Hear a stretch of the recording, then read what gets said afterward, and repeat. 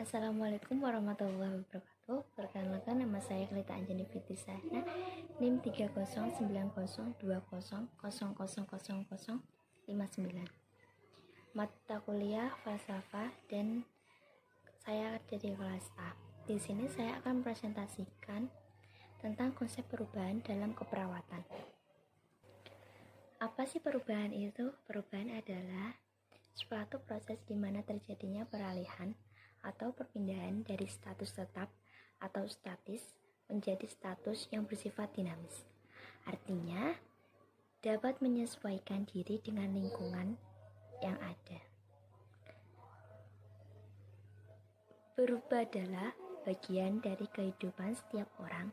Berubah cara seseorang bertumbuh, berkembang, dan beradaptasi. Perubahan dapat positif atau negatif, terencana dan tidak terencana. Dilanjut ada menurut Tigani dan Lujen 1998 pada halaman 3. Perubahan itu sulit, perubahan itu membantu, perubahan itu menyakitkan. Perubahan itu membantu dan menyakitkan pada saat yang bersamaan. Perubahan tidak terelakkan. Kita mengabaikan perubahan atas risiko kita sendiri. Nah, perubahan itu mempunyai dua jenis. Yang pertama, perubahan yang direncanakan. Yang kedua, perubahan yang tidak direncanakan. Perubahan yang direncanakan adalah perubahan yang direncanakan dan dipikirkan sebelumnya. Perubahan terencana tidak mudah dikelola daripada perubahan yang terjadi pada perkembangan manusia atau tanpa persiapan karena suatu ancaman. Suatu alasan tersebut, perawat harus dapat mengelola perubahan. Perubahan yang tidak direncanakan. Perubahan yang tidak direncanakan adalah perubahan yang terjadi tanpa suatu persiapan. Perubahan terencana lebih mudah dikelola daripada perubahan yang terdapat pada perkembangan manusia atau tanpa persiapan karena suatu ancaman. Suatu alasan tersebut, perawat harus dapat mengelola perubahan.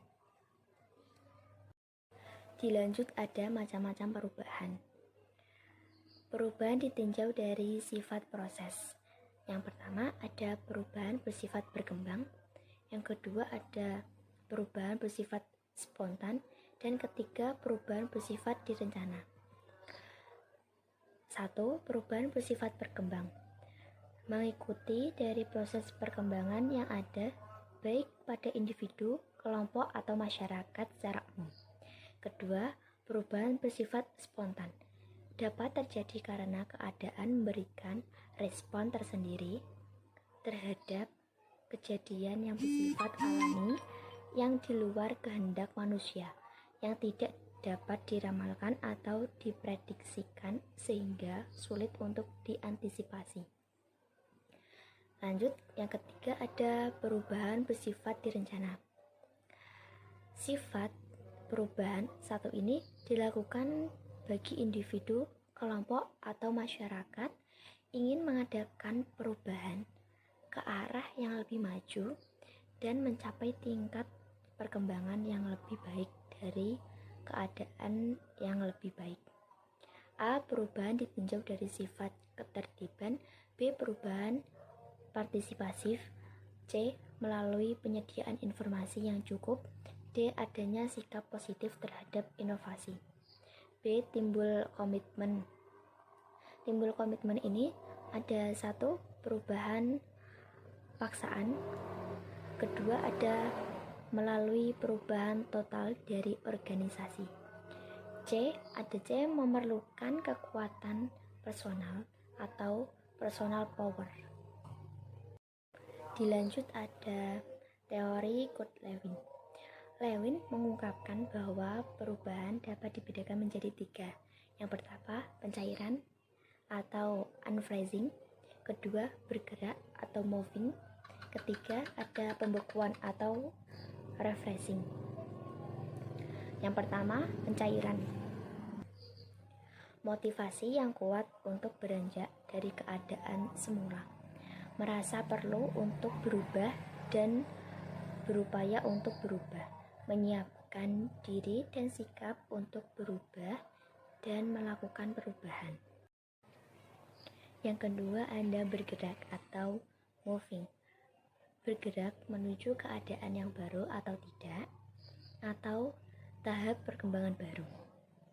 Karena memiliki cukup informasi serta sikap dan kemampuan untuk berubah. Pada tahap ini, perawat berusaha mengumpulkan informasi dan mencari dukungan dari orang-orang yang dapat membantu memecahkan masalah. Lanjutan, ada pembekuan atau refreshing. Telah mencapai tingkat atau tahap baru, mencapai keseimbangan baru, tingkat baru yang dicapai harus dijaga untuk tidak mengalami kemunduran atau bergerak kembali pada tingkat atau tahap perkembangan semula. Tugas perawat sebagai agen berubah, berusaha mengatasi orang-orang yang masih menghambat perubahan. Dilanjut, ada faktor-faktor yang mendorong perubahan. Ada kebutuhan dasar manusia dan ada kebutuhan dasar interpersonal. Yang pertama, saya akan bahas kebutuhan dasar manusia. Kebutuhan dasar manusia ada 5. Yang pertama ada kebutuhan fisiologis, kebutuhan rasa aman dan perlindungan, kebutuhan rasa cinta, memiliki dan dimiliki, keempat, kebutuhan harga diri, dan kelima, aktualisasi diri. Kemudian ada kebutuhan dasar interpersonal, ada 3. Yang pertama, kebutuhan untuk berkumpul bersama-sama. Kedua, kebutuhan untuk mengendalikan atau melakukan kontrol. Ketiga, kebutuhan untuk dikasihi, kedekatan, dan perasaan emosional. Faktor-faktor penghambat. Faktor yang dapat menghambat terjadinya perubahan disebabkan oleh beberapa hal, yaitu yang pertama ada mengancam kepentingan pribadi, kedua persepsi yang kurang tepat, ketiga sebagai reaksi psikologi, keempat toleransi untuk berubah. Dilanjut, ada perilaku dapat berubah apabila 1. Kekuatan-kekuatan pendorong meningkat. Terjadinya karena stimulus ini dapat berupa penyuluhan atau informasi. Misalnya, seseorang yang ikut KB dapat berubah perilakunya kalau kekuatan pendorong, yakni pentingnya KB dinaikkan dengan penyuluhan atau usaha lain, perilaku semula, kekuatan pendorong, sampai meningkat kekuatan penahan perilaku baru. Kedua, kekuatan penahan menurun. Hal ini terjadi karena ada stimulus yang memperlama kekuatan penahan. Misal, persepsi banyak anak, banyak rezeki adalah kepercayaan yang salah. Maka, kekuatan penahan tersebut akan melemah perilaku semula, kekuatan pendorong, kekuatan penahan, sampai menurun perilaku baru. Ketiga, kekuatan pendorong meningkat, kekuatan penahan menurun. Keadaan ini sangat jelas akan membuat perubahan perilaku. Misalnya, penyuluhan KB dan pentingnya ber-KB, dan tidak benarnya kepercayaan anak, banyak rezeki bertambah, banyak perilaku semula, kekuatan pendorong meningkat, kekuatan penahan, sampai menurun perilaku baru.